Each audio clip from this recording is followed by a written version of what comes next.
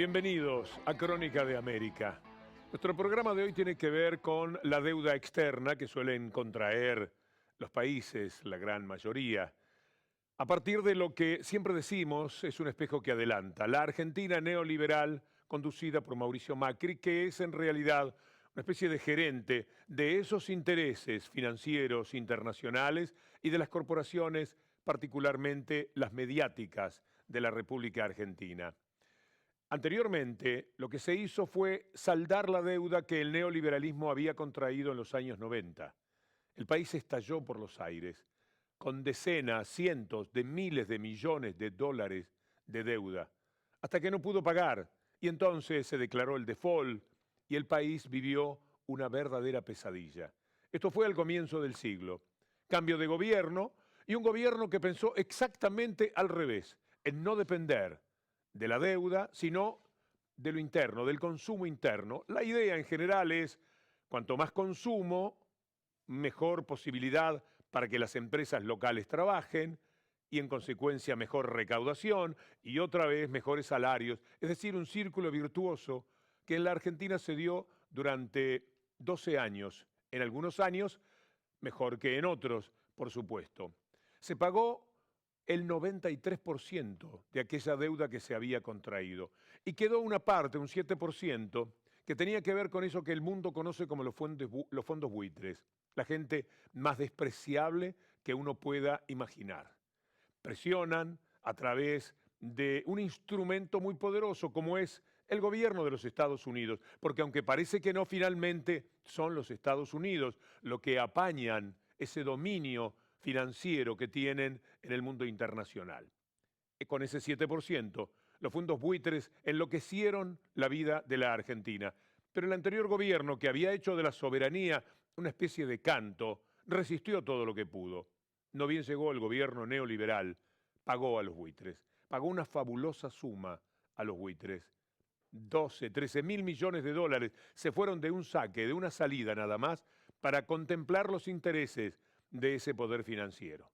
¿Por qué lo hicieron? Bueno, primero porque le pertenecen a esos intereses, porque son los integrantes del gobierno argentino de hoy, los viejos empleados o los jóvenes viejos empleados de los grandes bancos internacionales como el JP Morgan, por ejemplo, para citar algún caso. Y con esto además conseguían poderse endeudar. Si estaban a buenas con el mundo, podían empezar a pedir dinero.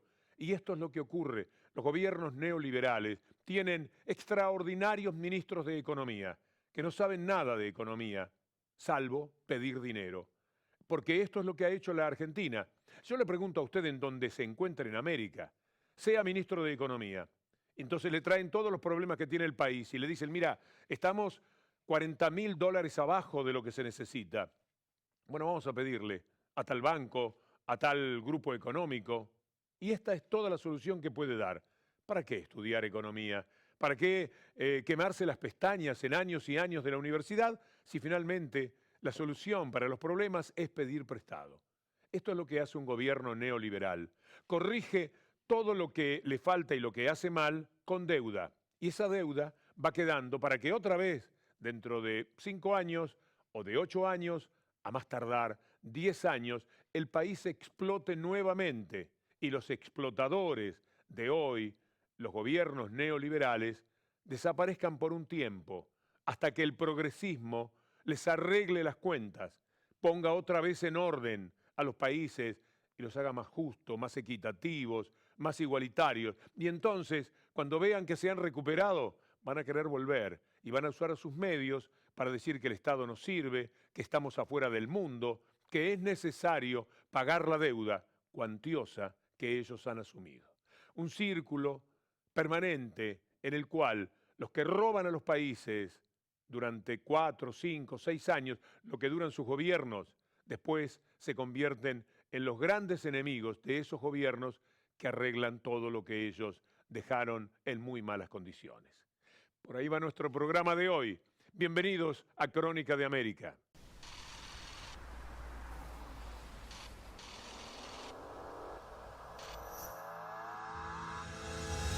El empoderamiento popular, el empoderamiento de las libertades, el empoderamiento de los derechos.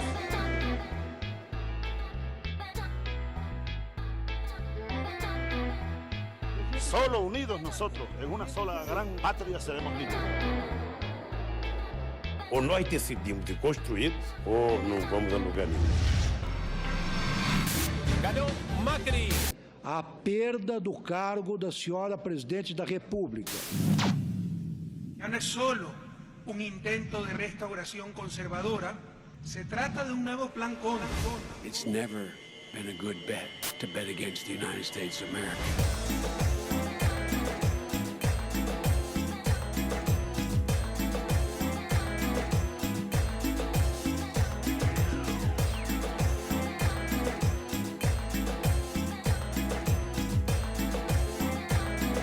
La pregunta clave es quién manda en una sociedad, las élites o las grandes mayorías.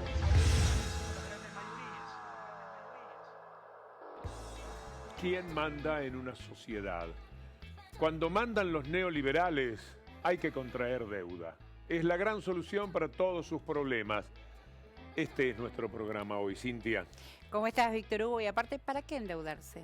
¿Se endeuda para cuestiones productivas? ¿Está mal? Estamos fundamentalmente a favor de los emprendimientos productivos. Entonces, ¿para qué queremos deuda? ¿Qué deuda es buena y qué deuda es mala? De eso vamos a hablar en este programa, pero si te parece, Crónica de América es una red.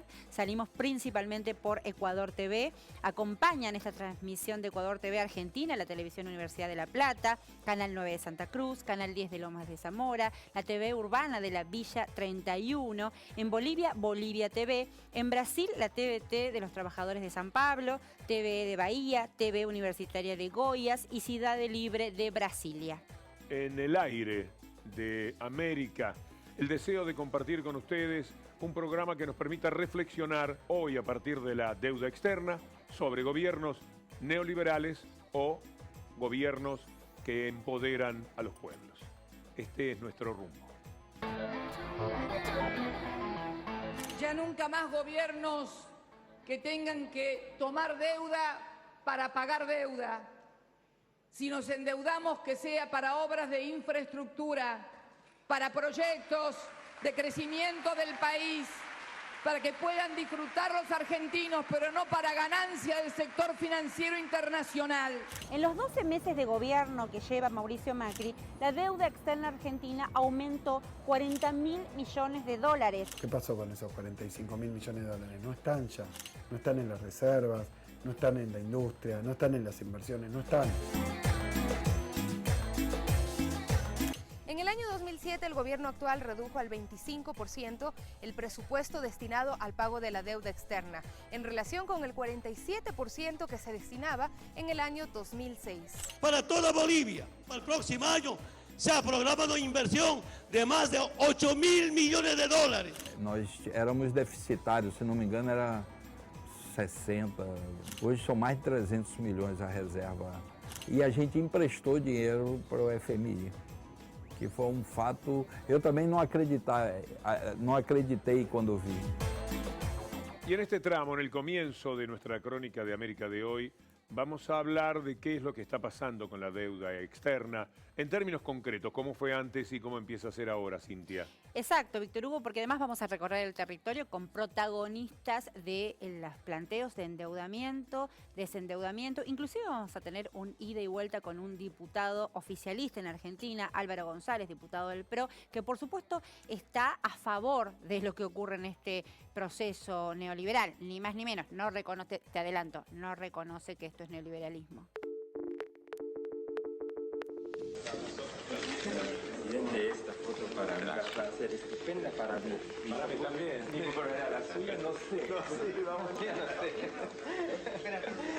Me parece que ya le dije que una foto con el diablo siempre es peligrosa, ¿no? Luego de años de sometimientos a la receta del FMI que terminaron en la mayor crisis económica de la historia argentina, el gobierno de Néstor Kirchner pagó 9.530 millones de dólares al Fondo Monetario Internacional, cancelando así la deuda con el organismo. Es necesario el rediseño de los objetivos de los organismos multilaterales de crédito, para que dejen de funcionar como gendarmes financieros para la imposición de perniciosos ajustes fiscales y comiencen a jugar un claro rol partidario de la promoción del crecimiento, el desarrollo sustentable y la equidad. Sin embargo, en los 12 meses de gobierno que lleva Mauricio Macri, la deuda externa argentina aumentó 40.000 millones de dólares. Ya es un endeudamiento récord.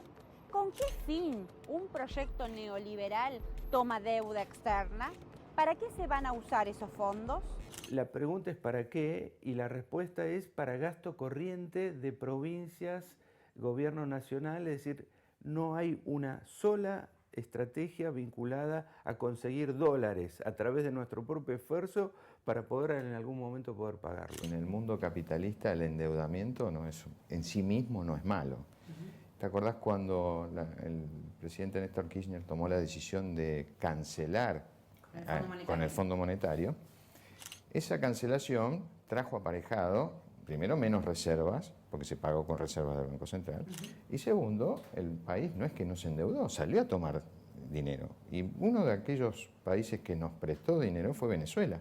Y cuando vos mirás la tasa que pagaba al Fondo Monetario contra la que se pagaba a Venezuela, yo te diría que si fuera en una actividad privada, al gerente financiero lo echás, porque terminaste de dejar de pagar una tasa que era muy barata, casi inexistente, para pagar una tasa que el compañero Chávez nos prestaba al 15%. No es cierto. Por supuesto que se tomó una pizca de deuda con Venezuela. La gran deuda argentina es con los mercados financieros internacionales y con los organismos. Los mercados privados, digamos. Lo de Venezuela es minúsculo, irrelevante en relación a la masa gigantesca de deuda. Argentina este año tomó 45.000 millones de dólares, la mayor parte con los mercados internacionales. ¿Qué pasó este año? ¿Qué pasó con esos 45.000 millones de dólares? No están ya. No están en las reservas, no están en la industria, no están en las inversiones, no están. Es decir, que se han ido en fuga de capitales, en remisión de utilidades de las empresas multinacionales que trabajan en el país, se han ido en el pago de los fondos buitres.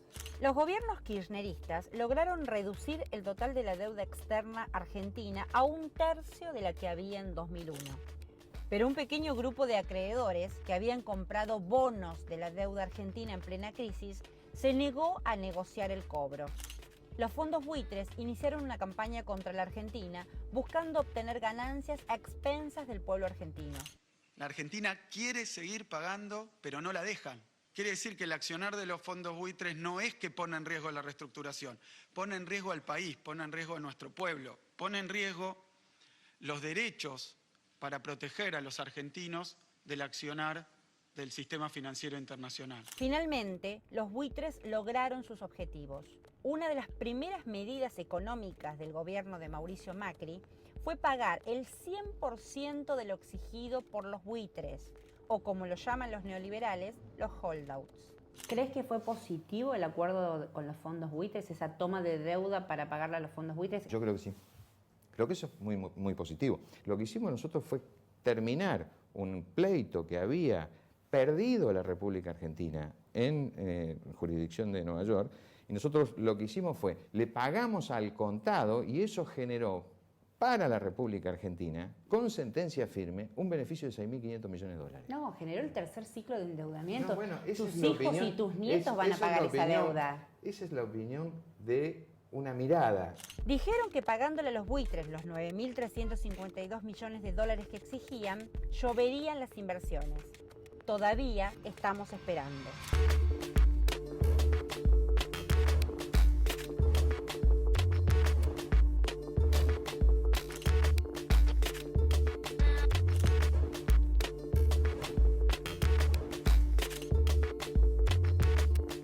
Yo no estoy en contra de la deuda, porque sé que el endeudamiento, el crédito es una palanca del crecimiento de la acumulación. Ahora el problema es, ¿a quién le pedís prestado y para qué lo usás? Estos procesos de endeudamiento se realizan sin tener ningún tipo de previsión sobre cómo pagar el endeudamiento. Que lo paguen los sucesivos gobiernos como puedan. Y como no hay cómo pagarlo, la presión internacional lleva a un paso superior, que es las políticas de privatizaciones, donde se entrega directamente patrimonio nacional al extranjero. Este gobierno no ha tomado una sola medida para aumentar la competitividad de la economía argentina para salir con una política exportadora en serio, exportadora sofisticada, exportadora con valor agregado, absolutamente nada. Es más, se boicotea el aparato científico y tecnológico nacional, con lo cual lo único que queda es agarrarse de los recursos naturales. El gobierno neoliberal de Mauricio Macri está hipotecando nuestro futuro. La fenomenal explosión de la deuda externa significará la pobreza de millones de argentinos y argentinas por varias generaciones. En la región ya sabemos lo que pasa cuando una deuda externa es impagable. El país queda en manos de los acreedores. La respuesta, los límites de la propia política y la reestructuración de esa deuda que impida fuga de capitales. Por cierto que no se trata de no tomar deuda. Como decía Cintia, puede estar justificado si se toma deuda para producir, para generar bienes, para construir puentes, para una obra pública importante, con capacidad para devolverlo además. Este es uno de los problemas que existen. Y el otro es cuánto de deuda tiene un país con respecto a su Producto Bruto Interno. Si usted tiene 100 pesos o 100 dólares en el bolsillo y debe 166, usted está muy mal en su economía. Pero si usted tiene 100 pesos y debe 40, la situación es completamente distinta. La Argentina, en el año 2002, tenía el 166% del Producto Bruto Interno endeudado. Es decir, estaba muy por debajo de su propia recaudación, de su propio valor como país. En el 2013 bajó al 40% del Producto Bruto Interno y ya en el 2016 se estima que sube, ya está en el 46%. Seguramente van a terminar nada más que en este periodo. Si llegan a tener otro será mucho más, en un 80 o un 90% del Producto Bruto Interno. Esto es lo que se hace con la deuda externa en la Argentina. Pedir dinero que no sirve para producir y dejar al país fuertemente endeudado a todos los tiempos. Me gustaría saber, Sofía Montoya, cuál es la situación de Ecuador respecto a la deuda, cuál ha sido el tratamiento que se le dio allí. Hola, ¿qué tal? Cintia, Víctor Hugo, ¿cómo están? Pues les cuento, la historia de la deuda es en realidad difícil de resumir, pues hay que retroceder a la década de los 70. Es desde ese entonces cuando Ecuador tuvo un proceso de endeudamiento agresivo y coincidentemente también fue la época del inicio de las actividades petroleras en el país, con lo cual el Fondo Monetario Internacional y los multilaterales nos hicieron, entre comillas, merecedores de créditos, pues la garantía sería ya el petróleo. Sin embargo, todo el dinero recibido en más de 30 años no fue para beneficiar al pueblo ecuatoriano con obras que garanticen el desarrollo del país. Se lo destinó básicamente a gasto corriente. De ahí pasamos a la década de los 90. Ya la deuda externa llegaba al 68% del Producto Interno Bruto y para el año 1999 Ecuador se sumió en la peor crisis financiera y bancaria que terminó en el congelamiento de los depósitos y el cambio de moneda. Tanto se honraba la deuda que el derrocado presidente Lucio Gutiérrez retiró el presupuesto para salud y educación con tal de garantizar su pago. Y toda esta historia de la deuda desde 1976 al 2006 luego fue investigada en el gobierno de Rafael Correa. Ahí se determinó que un tramo de esa deuda correspondiente a los bonos Global 2012 era ilegítimo, por lo cual no se pagó. Ahora, en la actualidad, la deuda corresponde al 26.6% del Producto Interno Bruto y los ingresos están invertidos en la construcción de obra pública, de hidroeléctricas, proyectos de control de inundaciones y todo lo que se pudo hacer antes con esas exorbitantes cifras de créditos y no se hizo por falta de voluntad política. Víctor Hugo y Cintia. Agradecemos como siempre el valioso aporte de Sofía Montoya. Ecuador tiene una característica. Rafael Correa declaró ilegítima la deuda externa y eso también cambió el paradigma ecuatoriano. Vamos a compartir el informe de los compañeros de Ecuador. Queridos compatriotas, buscaremos no pagar la deuda ilegítima, la deuda corrupta, la deuda ilegal. Con esta decisión del presidente Rafael Correa, en el año 2008 el Ecuador dejó de pagar los intereses de los denominados bonos Global 2012, algo más de 3.800 millones de dólares. Esto se dio tras conocer los resultados de la auditoría que realizó la comisión que investigó la deuda pública en el país. En el año 2007, el presidente Rafael Correa decidió crear la Comisión para la Auditoría de la Deuda Externa adquirida por el sector público desde 1976 hasta el año 2006. La deuda externa, a mi juicio, es un mecanismo, sobre todo que utilizan los países desarrollados para imponer condiciones en el manejo de la política económica a los países endeudados. Tras un año de trabajo, esta comisión encontró que algunos tramos de la deuda externa afectaron al país, por lo que la estrategia del gobierno fue la recompra de los bonos que se encontraban en manos de tenedores privados. Esta operación provocó que la deuda externa pública pase de 16.1% en 2008 a 10.9% del Producto Interno Bruto en 2009. Al bajar notablemente el precio de la deuda externa, el Ecuador recompra su propia deuda y logra reducir notablemente el peso que ésta tenía frente a la economía nacional. La deuda externa en la década de los 90 fue canjeada por bonos Brady y posteriormente por los bonos Global, papeles que fueron a parar en manos de prominentes empresarios ecuatorianos. Los acreedores ya no estaban fuera del territorio como uno se imaginaba, no eran solamente el Chase Manhattan, el Citibank, el Bank of America, que fueron los grandes acreedores de la deuda en un primer momento, sino que los acreedores estaban dentro del territorio nacional e incidiendo sobre el manejo de la política económica. O sea, muchos ministros de finanzas, después se descubrió, la auditoría descubrió, que eran tenedores de papeles de la deuda. Entonces estaban más interesados y representaban los intereses del acreedor antes que los intereses del deudor. Se beneficiaban de haber comprado estos papeles a precios muy bajos, pero recibían los intereses completos y después cuando mejoraba la situación del Ecuador también mejoraba el precio de esos papeles. En 1983, el gobierno derechista de Osvaldo Hurtado asumió como públicas las deudas contraídas por empresarios privados en dólares con bancos internacionales. Esta operación le costó al país 1.371 millones de dólares. Ahí se produce una situación muy peculiar en la historia del Ecuador y quizás es única en el contexto de América Latina, que fue la sucretización de la deuda externa. ¿Qué es esto? El Banco Central del Ecuador asumió la deuda externa de los privados en dólares y a cambio los privados pagarían esa deuda en sucres al Banco Central a un tipo de cambio muy cómodo. En pocos años, la deuda de los privados en sucres con el Banco Central sea cancelada completamente, mientras que el Banco Central se quedó con esa deuda en dólares. ¿Por qué? Porque el Banco Central cada vez recibía en valor real menos dinero en sucres por el tipo de cambio, pero tenía que pagar los mismos dólares originales que asumió de estos actores privados. Mientras que en 1992, el gobierno de Sixto Durán Ballén, también político de derecha, renunció unilateralmente a la prescripción de la deuda externa. Según la comisión auditora, el destino que tuvo el dinero proveniente del exterior nunca fue transparente.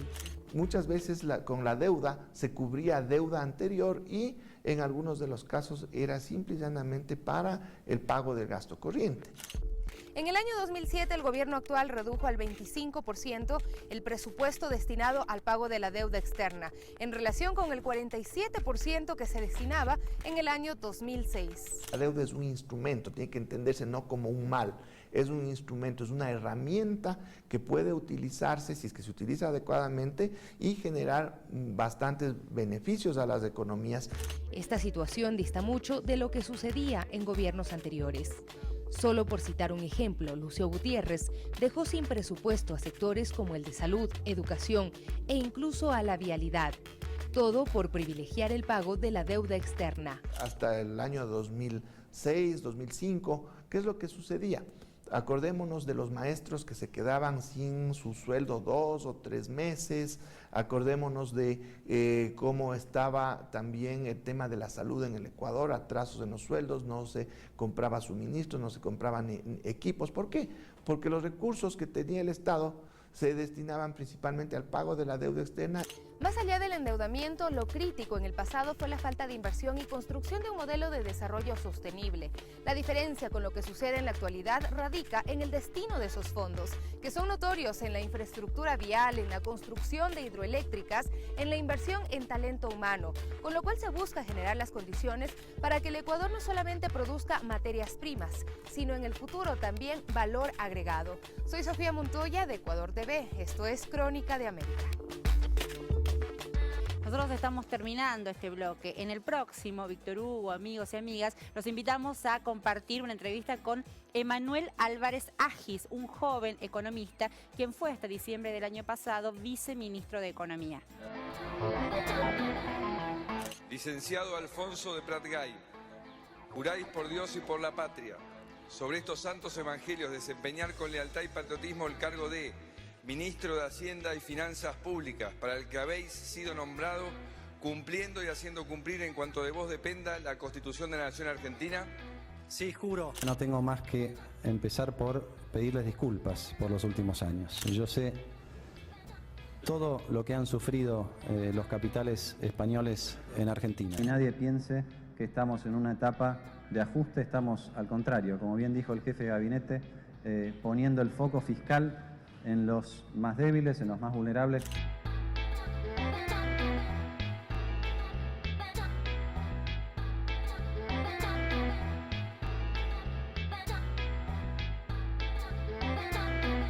Puede pasar que hay una factura que pagaba, no sé, 150 pesos y ahora pasa a pagar, no sé, 350 pesos. Está bien, son 200 pesos, pero 200 pesos son 2 taxis. Pero 200 pesos son 2 taxis. 2 pizzas. 2 pizzas. Decime una que haya dicho Pratgay que se corresponda con la verdad. En los primeros 8 meses del año hubo 208.000 despidos. El jueves pasado informaron que había una lista de 420 personas a ser despedidas. Nos tienen que explicar cuál es el criterio para despedirnos. Hemos ido acomodando la basura, como dijimos más de una vez. We think the dirty job is mostly done. Reclamo al cese de despidos en esta empresa Menollo.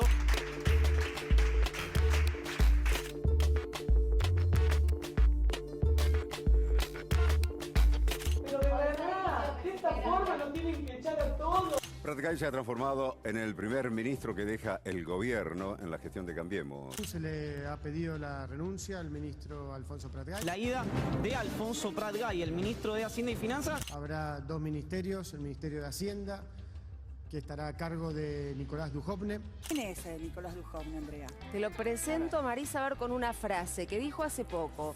Si Argentina no va a hacer magia, va a tener que hacer un retoque.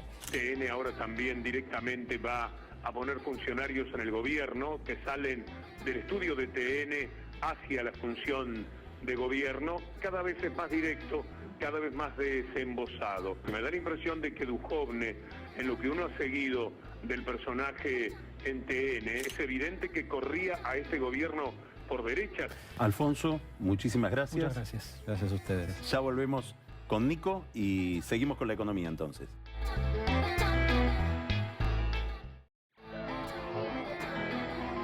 Ya nunca más gobiernos que tengan que tomar deuda para pagar deuda. Si nos endeudamos, que sea para obras de infraestructura, para proyectos de crecimiento del país, para que puedan disfrutar los argentinos, pero no para ganancia del sector financiero internacional. En general la deuda se paga con deuda y eso es efectivamente lo que estamos haciendo. We think the dirty job is mostly done. Nos da mucho gusto con Cintia recibir a un joven viceministro de Economía hasta diciembre pasado, Emanuel Álvarez Agis. Gracias, Emanuel, por compartir con nosotros, bueno, el planteo de la deuda externa. Hemos recorrido el territorio con protagonistas planteando en qué situación estamos, ¿no? ¿En qué situación estamos en este momento? Mira, bueno, gracias por la invitación. La verdad que cuando uno mira la historia de la deuda externa argentina, yo hago una metáfora que tal vez pueda ser un poco mala, pero yo digo que Argentina ha tenido una historia de adicción a la deuda externa y hemos tenido 12 años de abstinencia de deuda externa y ahora lo que vemos es que tuvimos una recaída y muy fuerte, digamos, porque cuando uno lo pone en números, en perspectiva, el gobierno de Macri en 12 meses tomó 51.000 millones de dólares de deuda. Eso es un punto del PBI por mes. Digamos, pasa un mes y el macrismo nos endeuda en un punto más del PBI. Y la verdad que no es esto algo que preocupe solo a los sectores progresistas, a los economistas heterodoxos. Nosotros vemos hoy fondos de inversión externos que dicen, bueno, Argentina tenía una buena situación de deuda porque estaba muy desendeudada, pero lo cierto es que va muy rápido. Entonces también es verdad que reciben un país desendeudado, pero si uno avanza tan rápido, lo que ve el inversor del otro lado es, che, estos solo toman deuda y no están generando capacidad de repago de esa deuda, porque ese es el gran problema, digamos. Uno puede tomar deuda como en su vida cotidiana y comprarse una casa, digamos, y bueno, se preocupará de tener trabajo y de poder pagar la cuota. Argentina está tomando deuda y los dólares no se quedan en Argentina ni tampoco contribuyen a que Argentina tenga mayor capacidad productiva, con lo cual ese cuento sabemos todo cómo termina, mal. La actitud es la de una persona que se ha cuidado de comer poco durante mucho tiempo y de pronto se encuentra con un banquete y se le despierta toda la atracción que eso que no podía comer le provoca. Sí, porque aparte es un momento donde el mundo no está tomando deuda. Entonces los inversores, digamos, los que tienen los dólares ociosos, se encuentran con un problema porque no tienen dónde ponerlos. Recordemos que Estados Unidos tiene una tasa de interés cercana al 0%. Entonces los inversores están buscando rendimientos y Argentina ofrece muy buenos rendimientos. Ahora, ¿cuál es el problema? Digamos, el gobierno de Macri recibió un banco central con 25.000 millones de dólares de reservas. Hoy tienen 36.000. O sea que las reservas han crecido en 11.000 millones de dólares. Pero han tomado 50.000. Entonces la pregunta es dónde están los 40.000 que faltan. Y la respuesta es bien sencilla, que los dólares como entran, se van. Entonces esa es la preocupación. Pero es que no solamente han tomado deuda, sino que el proyecto es seguir tomando mucho más deuda. Bueno, de hecho, este año decimos 50.000 y el presupuesto que el macrismo ha presentado en el Congreso dice otros 50.000, lo cual da una idea de que esta deuda no está generando ningún fruto, o sea, de que esta dinámica se va retroalimentando. Y el gran problema es que cuando uno está muy endeudado, de la misma manera que le puede pasar a un comercio, a una empresa, el que empieza a hacer el programa de gobierno es el acreedor. Porque obviamente si vos debes 50.000 millones de dólares y el año que viene tenés que salir a pedir 50.000 más, le tenés que explicar a esa gente que te va a prestar la plata qué vas a hacer. Y esa gente qué va a querer. Que vos hagas las cuentas bien para que te sobre plata para pagarles a ellos. El problema es que si te sobra plata para pagarles a los acreedores, te falta para que esa plata esté en el bolsillo de la gente. Y esa es la encrucijada en la que estamos hoy. Sí, tal vez desanudar esa idea de que el endeudamiento va a traer crecimiento y que el crecimiento va a traer inversiones como si fueran inversiones productivas, ¿no? Como si la gente pensara que va a haber fábricas donde la gente va a tener trabajo. ¿Qué relación hay entre eso y la fuga de capitales? Mira, yo te doy dos ejemplos muy concretos, o sea, contraejemplos. Nosotros empezamos a hacer una represa, una represa hidroeléctrica en el sur. Salía 3.000 millones de dólares de costo. ¿Qué hicimos? Los pedimos prestados. ¿Es una buena o una mala deuda? La represa Néstor Kirchner y Zepernik, digamos, cuando esté funcionando, nos va a permitir ahorrar 2.000 millones de dólares por año. O sea que en 2 años ya la pagaste y te sobraron 1.000 millones de dólares. ¿Esa deuda es buena o es mala? Es buena.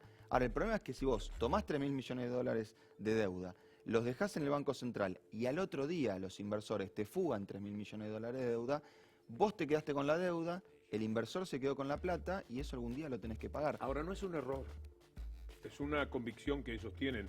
Ven el mundo de esta manera. Yo creo que, te tematizaría un poco eso por lo siguiente. El macrismo, digamos, viste que uno dice, bueno, tienen plan A, tienen plan B, yo voy contando el plan C, digamos, porque el plan A era devaluar y que llovieran los dólares. No pasó, devaluaron y los dólares no llovieron. El plan B era pagarle a los buitres y que lluevan los dólares. Le pagaron y no llovieron.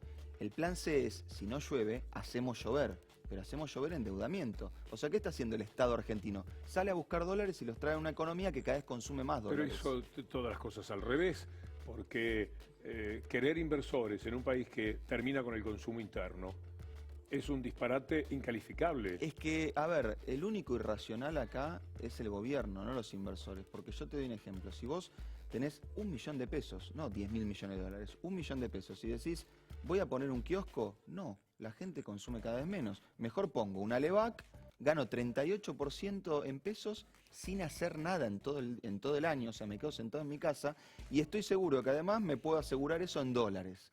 Insisto, ¿qué negocio conocés vos legal que rinda más de 38% en un año, no hay ninguno. Lo que está ocurriendo en los Estados Unidos, esto vale para todos los países de América, con el aumento de la tasa, la que decías que es insignificante, ya empieza a ser 1,25, 1,75. Exacto, casi un punto, se ha llegado a 0,75. Perdón, de 0,50 saltó a 0,75. Exacto. Cerca de un punto. ¿Esto endurece la situación para la Argentina y para los países que contraen deudas? Mira, la situación ya se vio este mes, digamos, con el triunfo de Trump. El mercado privado, digamos, argentino, las empresas estaban a punto de salir a tomar $1.000 millones y solo tomaron 400, porque lo que pasó es que se cayó el mercado. ¿Qué dicen los inversores? Argentina rinde en dólares aproximadamente 8%, pero es un país que tiene en su historia muchos default. Entonces dicen, yo prefiero 1% seguro en Estados Unidos que 8% muy volátil. Y si algún inversor prefiere ese 8%, típicamente son inversores de alto riesgo, los llaman los bancos, nosotros los llamamos fondos buitres, que no es que sean malos o digo, es por la naturaleza de sus inversiones, o sea, son fondos que como entran, salen inmediatamente y nunca apuestan a la producción, sino a la especulación. Es muy angustiante pensar en esta toma de deuda especulativa que va a fugar capitales y sin previsión de pago. O sea, el endeudamiento no incluye cómo la vamos a pagar. En realidad sí, por lo que recién decía Víctor Hugo, lo vamos a pagar con más deuda, con lo cual es un esquema donde en algún momento el inversor te dice, che, vos se te acabó el crédito. Y a Argentina le pasó en el 2001, le pasó en el 89 e incluso le pasó a la dictadura, que tuvo que devaluar en el medio de su gobierno, digamos entre comillas, porque los inversores no le prestaban más plata. Emanuel, en esta oleada de la derecha, del neoliberalismo, desde Buenos Aires nosotros, hablando con nuestros amigos de América, nos permitimos decir que la Argentina es un espejo que adelanta para aquellos países que eventualmente tengan la desgracia de caer en manos del neoliberalismo. ¿Cómo escribirías, pero directamente a la cámara, la contratapa de un libro imaginario en el que querés prevenir a los amigos de América de lo que se viene cuando llega el neoliberalismo? Mira, yo tengo, digamos, una visión ambigua, porque uno siempre cuando ve experiencias concretas del neoliberalismo, siempre, como decimos acá en Argentina, le faltan 5 para el peso. Digamos, uno decía, Menem era neoliberal, bueno, el tipo de cambio estaba fijado por ley, no era el mercado el que fijaba el tipo de cambio. El macrismo yo creo que por primera vez en la historia, y esto lo digo con mucho estudio de la historia económica argentina, es un experimento neoliberal de manual, casi de laboratorio. El problema es que los ratones somos los 40 millones de argentinos con los cuales están experimentando y cada una de las cosas que han dicho, con toda su carga teórica de neoliberalismo, ha pasado exactamente lo contrario. Vos fíjate, vamos a devaluar, no va a subir la inflación, subió la inflación. Vamos a liberar el mercado para que la economía crezca, la economía se cae. Vamos a echar empleados públicos para que el sector privado se haga más eficiente, el sector privado echa más gente, con lo cual es un experimento en un año, digamos que lamentablemente, insisto, lo sufrimos en carne propia, que demuestra que el neoliberalismo fracasa como vino fracasando en todo el mundo, porque la crisis de 2009, internacional, no argentina, a escala mundial, es el resultado del neoliberalismo, y esto lo han dicho incluso los pensadores más lúcidos del neoliberalismo, que han dicho tenemos que revisar lo que hemos estado pregonando durante tantos años porque no funcionó. Lamentablemente Argentina llegó tarde, digamos, es oleada y vuelve a probar con un programa que siempre fracasa. Sí, y siempre por el camino del electroshock económico, aquella teoría de Naomi Klein, de la llegada de Milton Friedman con sus muchachos de Washington, de Chicago en realidad, a Chile. La receta parece la misma. Mira, yo recuerdo, y la otra vez lo escribí en una nota, una carta que Friedman, el teórico, digamos, de la doctrina del shock, le escribió a Pinochet.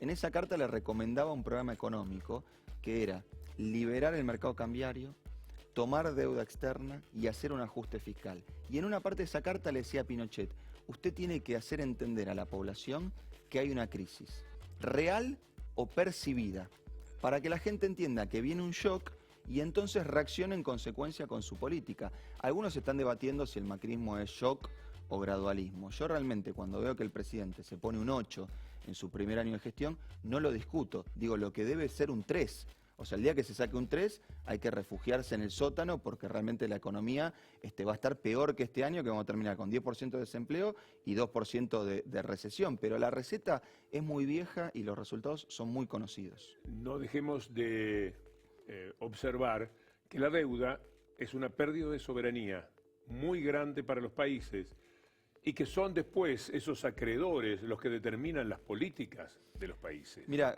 hay una forma muy fácil de darte cuenta si un país está endeudado o desendeudado. Tenés que mirar cómo hace su presupuesto. Si lo hace de abajo para arriba, está endeudado. ¿Qué quiero decir? Si dice, tengo que pagar esto de deuda, entonces no voy a pagar jubilaciones, entonces no voy a aumentar el gasto público y entonces tengo que recaudar esto, está endeudado. Si en cambio dice, mi prioridad es pagar jubilaciones, mi prioridad es que la economía crezca y con lo que me sobra voy a pagar deuda, está desendeudado. Nosotros lamentablemente estamos empezando a estar endeudados. Curioso es el caso argentino porque tomó medidas que normalmente auspicia el Fondo Monetario Internacional para cuando llegue el Fondo Monetario. Ahora ya está prácticamente entre nosotros, también está en Brasil, pero se mostró como un buen alumno antes de que llegara el maestro. Por eso digo que Argentina llega tarde. A mí me parece que el modelo de Macri está a la derecha del Fondo Monetario Internacional, porque después de la crisis del 2009, incluso el Fondo Monetario Internacional ha dicho, bueno, en momentos donde la economía está compleja, por ahí habría que gastar un poco más, y por ahí esto de endeudarse no es tan bueno. Ha puesto una duda, digamos, en un discurso que nunca ha planteado ni medio centímetro con esto. El macrismo ha hecho todo lo contrario. Parece que para el macrismo la crisis internacional del 2009 no ocurrió y la revisión de sus propias convicciones del Fondo Monetario Internacional tampoco. No hemos dicho que la Argentina es el país que más se endeudó en la historia con esta rapidez. Nunca un país tomó deuda como la Argentina. De hecho, este año tomamos más deuda que todos los países de Latinoamérica sumados. O sea que obvio que los inversores al principio te van a felicitar, porque todo el que le quería prestar plata a Argentina, y digo, no prestar porque son buena gente, porque van a ganar 9, 8, 7% en dólares, el primer año te dicen felicitaciones, el segundo año te dicen, como corresponde, pagame. Y ese es el problema que estamos empezando a enfrentar el año que viene. Cuando te dicen pagame, hay que pagarles. Y para pagarles tenés que quitar a la salud, a la educación, a la cultura, todo aquello que hay que juntar para poderle pagar a ese acreedor externo. Hay que ahorrar, digamos, y el Estado la única forma que puede ahorrar es gastando menos. Y el Estado no es que gasta en cosas que nadie conoce, gasta en jubilaciones, en salud, en educación. Entonces, por eso el programa del fondo, que lo que hace es defender a los acreedores, no a los deudores, porque típicamente además los acreedores son los países que más peso tienen en las decisiones del fondo, lo que dicen es, che, vos no podés ampliar la jubilación hasta el 100% de la población, primero me tenés que pagar la deuda. Es lo que típicamente llamamos ajuste. Ajuste estructural lo llaman ellos, porque no es el ajuste de un año, es estructural, tiene que ser un ajuste que permanezca en el tiempo, porque la deuda que estamos tomando además vence en el 2040, o sea que no alcanza con hacer el ajuste el año que viene. Por eso Brasil acaba de votar que congela el gasto durante 20 años, porque no es que la deuda se paga en un año, se paga en generaciones y generaciones. Ahora, siempre se está de cara a los intereses de los de afuera, de ese poder financiero internacional, y nunca de cara al propio pueblo. Jauretche decía, no me preocupa los que nos quieren comprar, sino los que nos quieren vender. Y decía, el problema es que los que nos quieren vender están adentro. Me parece que esto es un problema, digamos, de soberanía. Están adentro de toda la vida, porque es igual el procedimiento desde Rivadavia, en 1825 en adelante. La historia ha sido muy coherente en ese sentido. Pero digo, sin hacer calificaciones personales, digamos, de los funcionarios, pero si uno se formó toda su vida en un banco, es obvio que lo que piensa que tienen que hacer los países es tomar deuda. De la misma manera que si se formó toda su vida en una empresa, es obvio que piensa que la mejor política económica es que bajen los salarios. Nos vamos, Víctor Hugo, Emanuel, gracias. Al bloque 3, donde hablaremos de más Latinoamérica, Brasil y Bolivia.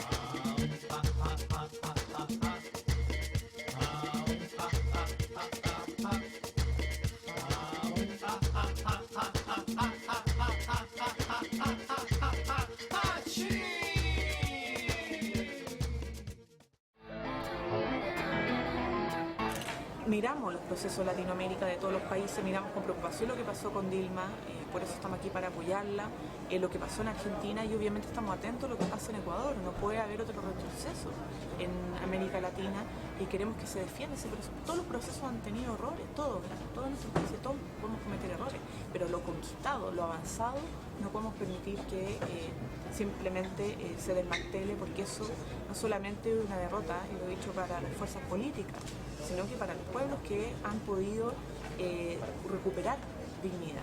Y un saludo a Víctor Hugo Morari y Crónica de América. Víctor Hugo, un abrazo. La organización financiera internacional es tremenda. Hay famosas consultoras, Moody's, Standard & Poor's, etc. Más el Fondo Monetario Internacional. Para quien les habla, meros delincuentes internacionales que roban países, son un poco más avariciosos que aquellos ladrones comunes y corrientes. Esto es lo que han hecho con nuestra América. Por eso es tan desigual como es América Latina. Entonces, llevándose absolutamente por delante todo, generan un estado de desigualdad, de inequidad tremendo.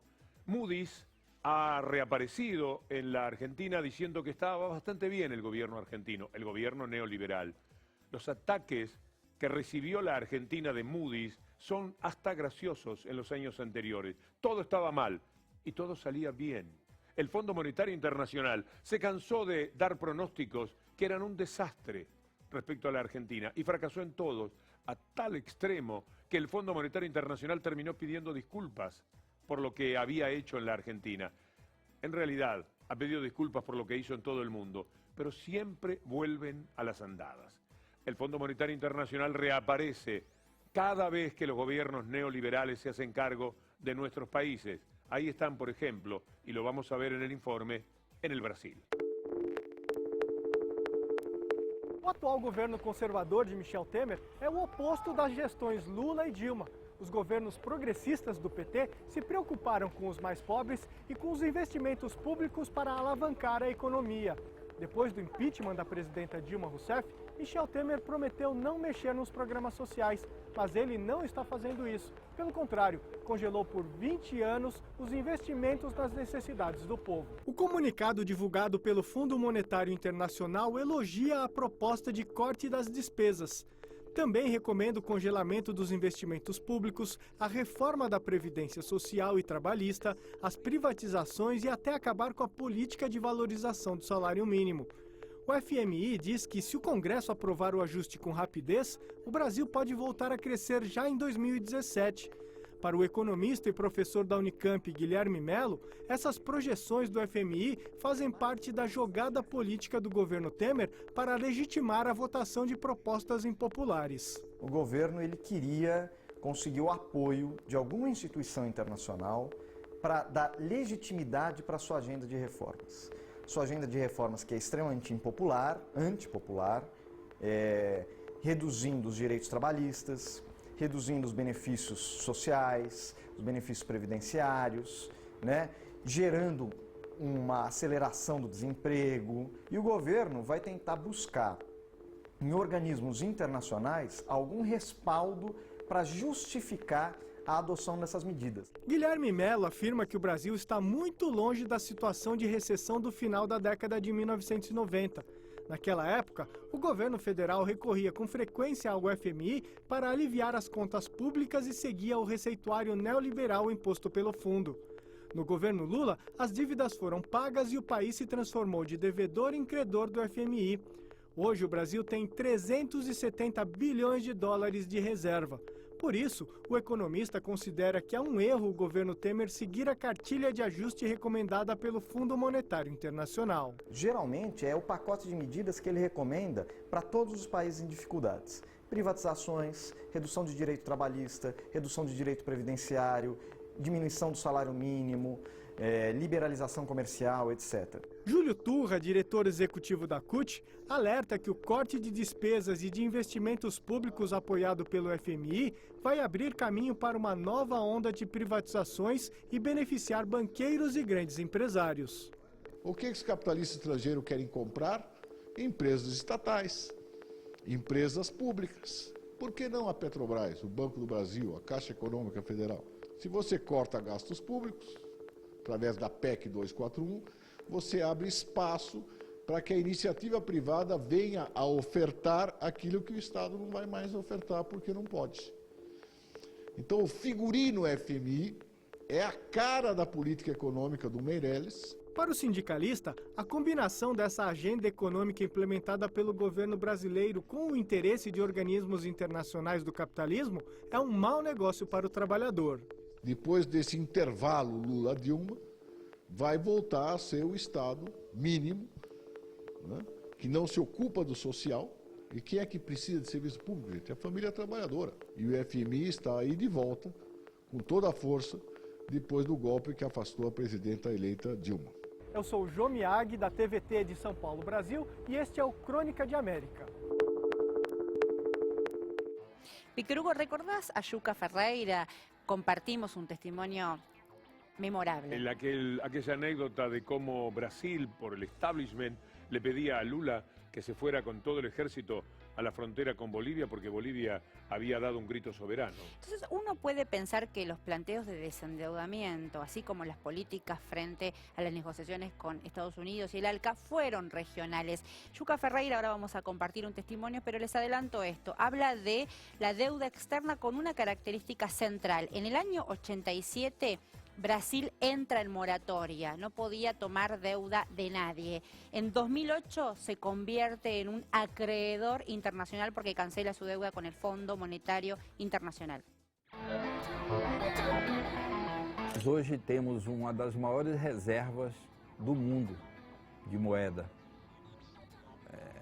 Nós éramos deficitários, se não me engano era 60 bilhões, eu nem sei se chegava a isso. Hoje são mais de 300 milhões a reserva brasileira.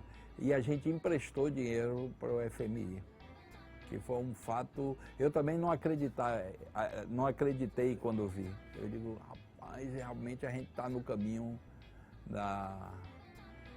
isso ao nível de subjetividade, de empoderamento do país, sentimento de que é possível ter um futuro melhor, autonomia, soberania, foi muito importante.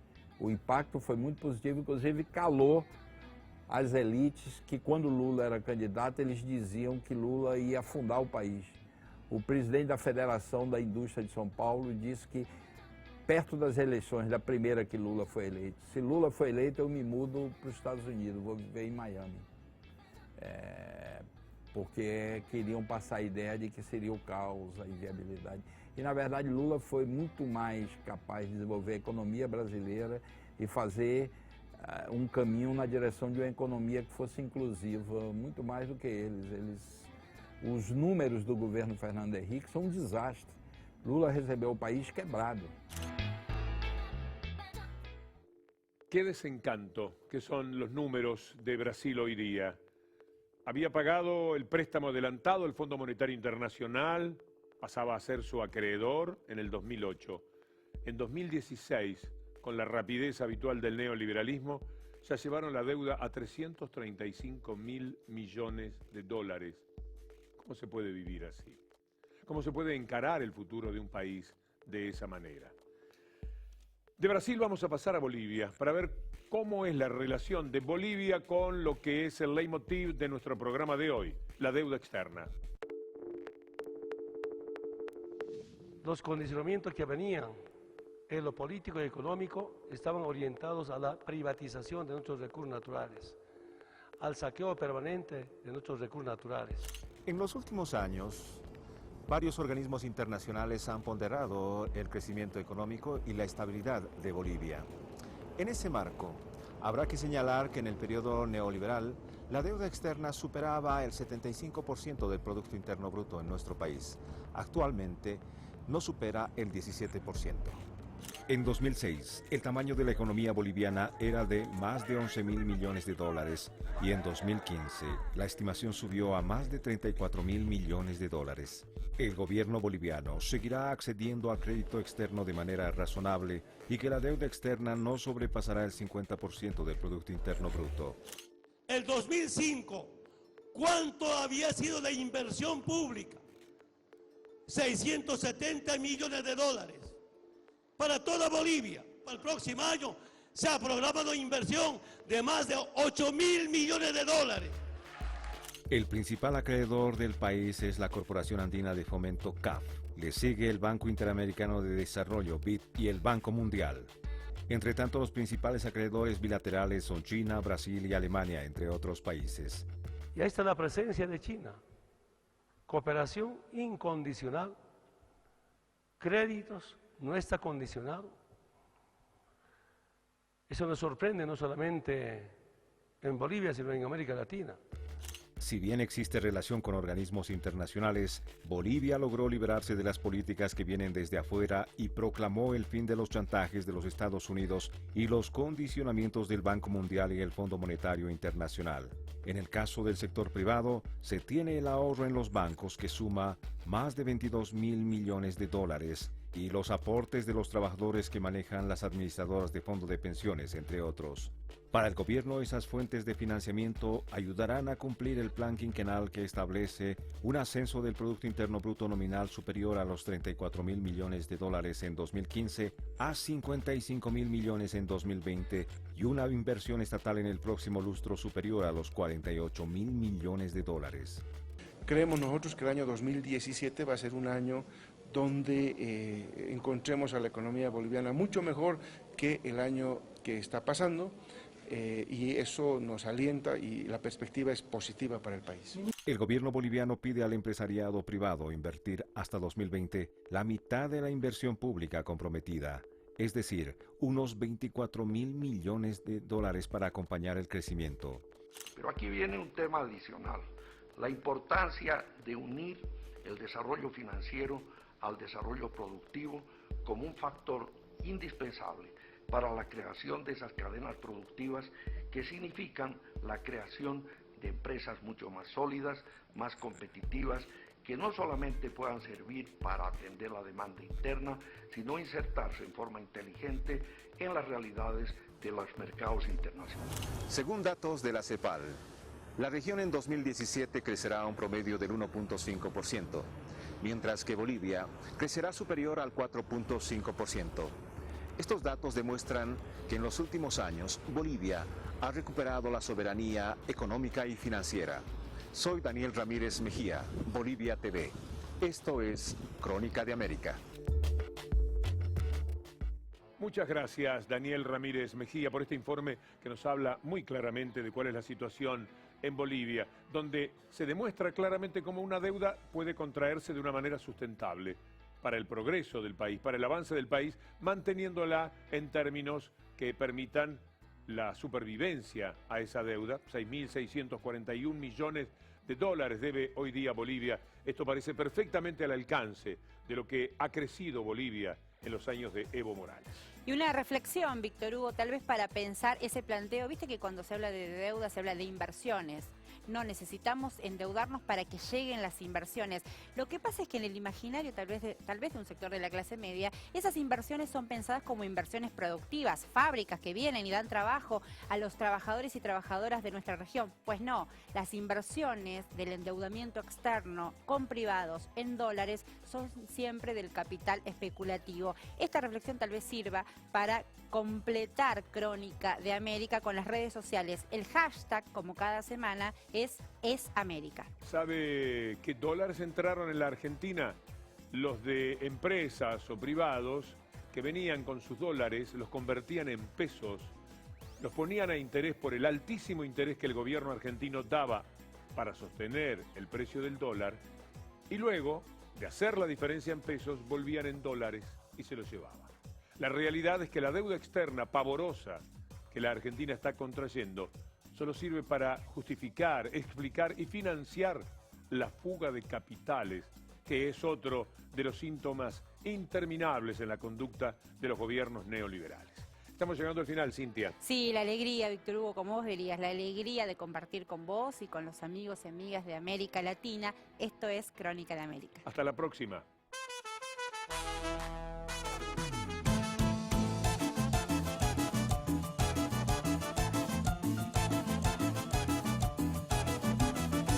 En la casa de Doña María se encuentra el señor que me debe plata.